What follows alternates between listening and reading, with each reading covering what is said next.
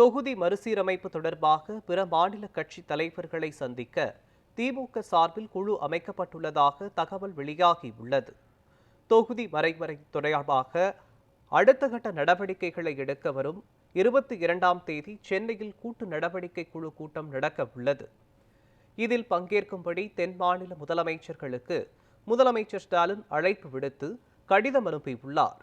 இந்நிலையில் சென்னையில் நடைபெற்ற திமுக எம்பிக்கள் கூட்டத்தில் தொகுதி மறுசீரமைப்பு தொடர்பாக பிற மாநில கட்சி தலைவர்களை சந்திக்க திமுக சார்பில் குழு அமைக்கப்பட்டுள்ளதாக தகவல் வெளியாகியுள்ளது.